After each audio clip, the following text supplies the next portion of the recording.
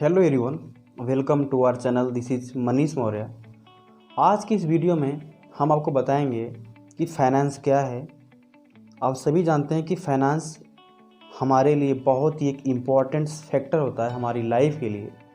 इस वीडियो में हम बात करेंगे कि फाइनेंस मैनेजमेंट कैसे करते हैं, मनी मैनेजमेंट कैसे करते हैं। इस वीडियो के अंत में हम आपको बताएंगे कि इन्वेस्टमेंट एंड सेविंग में अंतर क्या है और कौन सा हमें चूज करना चाहिए। तो चलिए इस वीडियो को शुरू करते हैं। अगर आप इस चैनल पर नए हैं, चैनल को लाइक करें, शेयर करें एंड सब्सक्राइब करना ना भूलें। आप सभी जानते हैं इस प्लेटफॉर्म पे हम इन्वेस्टमेंट संबंधित, बैंकिंग संबंधित, स्टॉक मार्केट, क्रिप्टो करेंसी संबंधित वीडियो लाते रहते हैं। तो सबसे पहले हम समझेंगे कि फाइनेंस क्या है।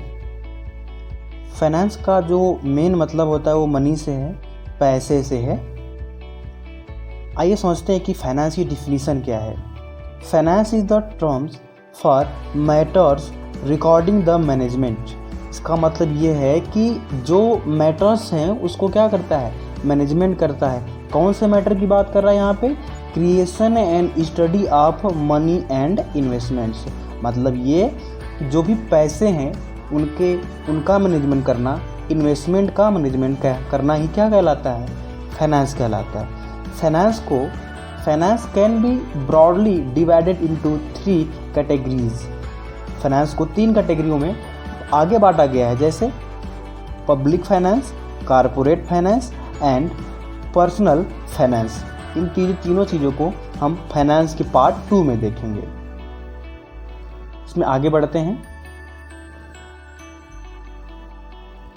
देखिए फाइनेंस में क्या क्या चीज़ें टर्म्स में आती हैं, जैसा banking, leverage, credit, capital market, money and investment. इसमें मनी और इन्वेस्टमेंट की बात हम पहले ही कर चुके हैं। मनी आपको पता है मनी होता है क्या है।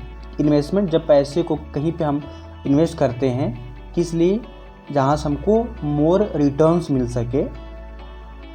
और उसके बाद है क्रेडिट एंड कैपिटल। क्रेडिट की बात करते हैं हम, बोरोइंग की बात करते हैं, उधार की बात करते हैं। कैपिटल मार्केट की बात करते हैं कि total net worth of company की बात करते हैं, या तुम्हारे आपके पास जो भी पैसा है उसे कहते हैं। बैंकिंग आप समझ ही रहे हैं, लीवरेज। अगला हमारा टर्म्स है फाइनेंशियल मैनेजमेंट।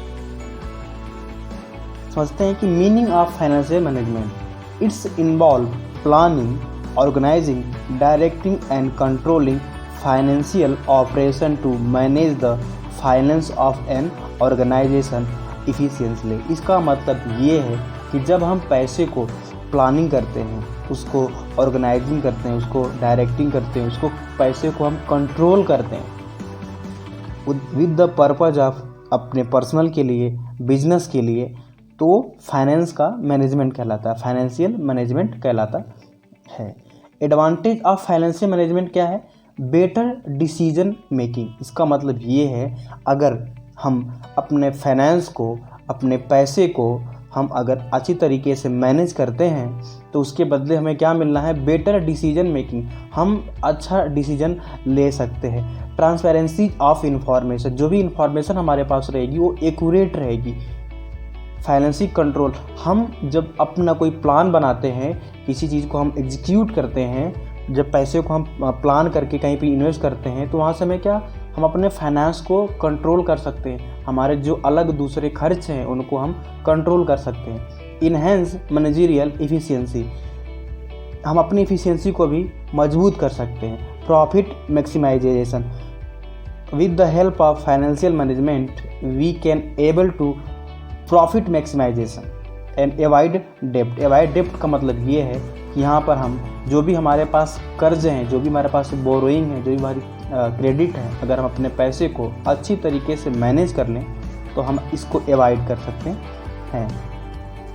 अगला है इम्पोर्टेंस ऑफ फाइनेंशियल मैनेजमेंट। इसका मतलब ये है कि इम्पोर्टेंस क्या है, ज़रूरी क्यों है हमें पैसे को मैनेज करना। पहला क्या है, significant part of business.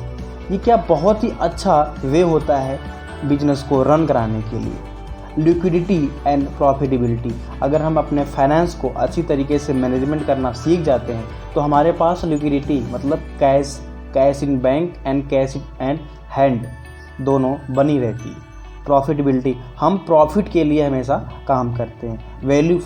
Value of firm, अगर हमने अपना फाइनेंस को मैनेजमेंट कर लिया तो हमारा जो वैल्यू ऑफ फर्म है, हम फर्म की बात करें, बिजनेस की बात करें या किसी पर्सनल व्यक्ति के जो भी उसका बैंक बैलेंस है उसकी बात करें, हम उसको क्या कर सकते हैं, इंक्रीज कर सकते हैं। सेंट्रलाइजेशन नेचर, उसके बाद है benefit to share holder, benefit to investor and other benefit भी होते हैं।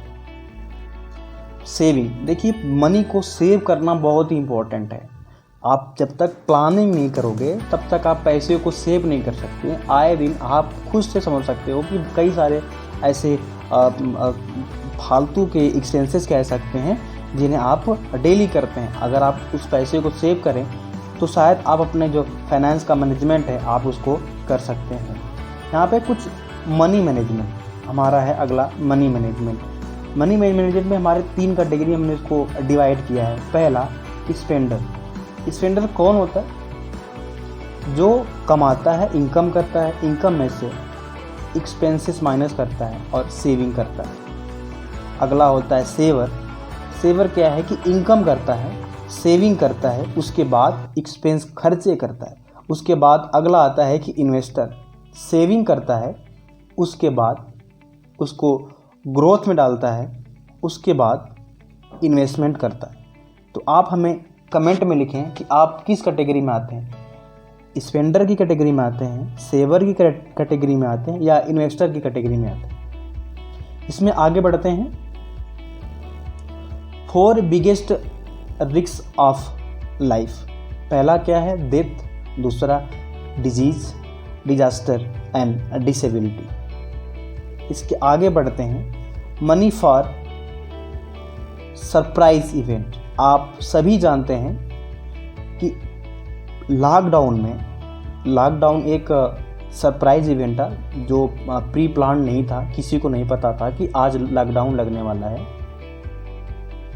इसमें पहला क्या है, money for lockdown, money for critical illness, money for की personal death, money for business losses, money for natural climate. इसका मतलब ये है, अगर हम अपने पैसे को सेव करके रखते हैं, कहीं पे इन्वेस्ट करके रखते हैं, हम अपना जितना से कम खर्चे हो सकते हैं उतना खर्चा, अगर हम अपना खर्चा कम कर दें तो हम कहीं ना कहीं ये जो सरप्राइज इवेंट होते रहते हैं, जैसे हम एक्सीडेंट की बात करें, लॉकडाउन की बात करें या हमारे बिजनेस में कुछ लॉसेस हो जाते हैं उसकी बात करें, तो उससे हम अच्छे तरीके से निपट सकते हैं, उस पर अच्छे तरीके से हम काम कर सकते हैं। उसके बाद अपना आता अगला मनी ग्रोथ सिस्टम। ये जानना बहुत इम्पोर्टेंट है। इसको हम एक एग्जाम्पल के तरीके से समझते हैं। हम यहाँ पे 2 लोगों को लेते हैं, person A and person B. A के पास सैलरी है, बी के पास बिजनेस है। मेरे कहने का मतलब ये है, ए है किसी फॉर्म में काम करता है, वहाँ से वो कुछ पैसे अर्न करके लाता है, और बी जो है उसका एक बिजनेस है। तो इन दोनों के लिए सबसे पहले क्या है, अगर जो फर्म है वो 50,000 रुपये प्रॉफिट करती है और जो एक एक्सपेंसेस वाला है, जो एक सैलरीड है, अगर वो 10,000 रुपये सैलरी पाता है तो उसमें से उसको 50%, यहाँ लिखा है ना, लिव 50%, मतलब 5,000 रुपये तो वो अपने रहने खाने पीने के लिए खर्च करेगा। उसके बाद 20% उसे इन्वेस्ट करना चाहिए, 10% उसे अपने फन एंजॉय के लिए देना चाहिए, 10% अपने ड्रीम के लिए देना चाहिए। उसका जो भी ड्रीम हो सकता है उसके लिए देना चाहिए। उसको ड्रीम है, उसको कार लेनी है, उसको फ्लैट लेना है, जो भी उसको। अगला है 5% लर्निंग के लिए। आपको सीखना इम्पोर्टेंट है। आप जो भी कमा रहे हैं उसका 5% आप अपने लर्निंग के ऊपर दीजिए, क्योंकि अगर आप पर्सनली वाइज ग्रो करना चाहते हैं यू हैव टू लर्न। अगला है 5% चैरिटी। आपको कुछ डोनेशन वगैरह, कुछ दान वगैरह भी आपको डोनेट वगैरह भी करना चाहिए। ये एक इम्पॉर्टेंट फैक्टर है। जिसे करना चाहिए। अगला है हमारा सेव एंड इन्वेस्ट। ये बहुत ही अहम फैक्टर होता है किसी भी फाइनेंस के लिए, कोई भी पर्सन है उसके लिए, कि वो पैसे को क्या करे, पैसे को सेव करके बैंक में रखे या पैसे को कहीं इन्वेस्ट करे। तो आगे देखते हैं हम पैसे को कहाँ कहाँ इन्वेस्ट करते हैं, इन्वेस्ट कर सकते हैं। अगर हम इन्वेस्ट करने की बात करें तो हम गोल्ड में कर सकते हैं, स्टॉक्स में कर सकते हैं, म्यूचुअल फंड में कर सकते हैं, रियल इस्टेट में कर सकते हैं, फिक्स्ड डिपॉजिट में भी कर सकते हैं। हम इन सभी का, गोल्ड का, स्टॉक का, म्यूचुअल फंड का, रियल इस्टेट का, फिक्स्ड डिपॉजिट का हम एक सेपरेट वीडियो प्लेलिस्ट में डालने वाले हैं।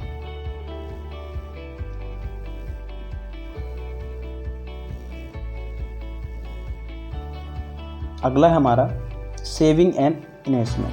आइए समझते हैं थोड़ा सा सेविंग और इन्वेस्टमेंट को। सेविंग में क्या है, लेस रिस्क है। फॉर एग्जाम्पल आपने 10,000 रुपये एक बैंक में जमा कर देते हैं तो वहाँ पे आपका पैसा पूरी तरीके से सेफ एंड सिक्योर है। आप जब चाहेंगे उस पैसे को लिक्विडेट कर सकते हैं। अगला हम बात करें, इसमें इन्वेस्टमेंट की बात करें तो इसमें इन्फ्लेशन आता है, इसी के जो सिमिलर है, मोर लिक्विडिटी बिगेस्ट अपॉर्चुनिटी। इसमें हम जब चाहेंगे तब उसको लिक्विडेट कर सकते हैं। यहाँ पे बिगेस्ट अपॉर्चुनिटी है कि इसके लिए पैसे को डबल करने के लिए, पैसे को 3 गुना करने के लिए।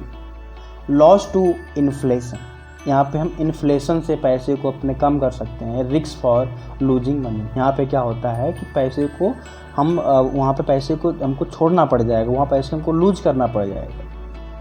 यहाँ पे नो अपॉर्चुनिटी, यहाँ पे रिक्वायर मोर स्किल, यहाँ पे मोर स्किल की रिक्वायर होती है। अगर स्किल की बात करें तो सेविंग करने के लिए क्या है कि आप पैसे बैंक को दे देते हैं, बैंक पैसा रखता है अपने पास में, तो जो भी आपको 5% 7% जो भी आपको इंटरेस्ट रेट प्रोवाइड कराता है, उसके लिए आपको कोई भी नॉलेज स्किल की ज़रूरत नहीं है, जो कि अगर आप इन्वेस्ट करते हैं तो आपके लिए थोड़ा बहुत कुछ सीखने की भी ज़रूरत पड़ेगी। उसका भी हम एक सेपरेट वीडियो आगे बनाने वाले हैं कि आप अगर इन्वेस्टर बनना चाहते हैं, अगर आप पैसे को आप इन्वेस्ट करना चाहते हैं तो आपको क्या क्या चीज़ें सीखना ज़रूरी है और आपको पैसे कहाँ पे इन्वेस्ट करें जहाँ पे आपके पैसे टोटली सेफ एंड सुरक्षित रहें।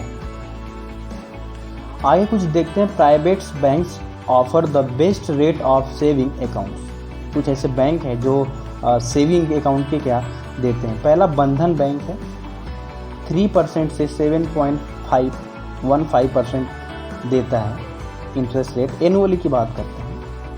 मिनिमम बैलेंस रिक्वायर्ड है, इसका मतलब ये कि आप जब 5,000 रुपये तक अगर आप पैसे जमा करते हो बैंक में, तब जाके आपको 3% से लेके 7.1% तक का एनुअली रिटर्न मिल पाता है। उसके बाद अगला है RBL बैंक, जो 4.75% से लेके 6.50% तक देता है।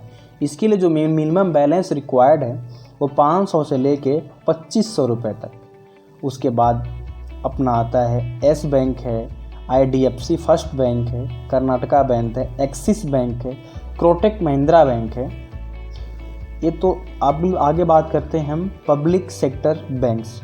जो पब्लिक सेक्टर्स बैंक्स हैं यानी कि जो गवर्नमेंट्स की बैंक्स हैं उनकी बात करते हैं। IDBI जो बैंक है 3.1% से लेके 3.6% पर एनम का रिटर्न देता है, इंटरेस्ट रेट देता है, जिसके लिए 500 से 5,000 रुपये का मिनिमम बैलेंस रिक्वायर्ड होता है। जिसे पंजाब एंड सिंधी बैंक उसी प्रकार से है, bank of India, union bank of India. तो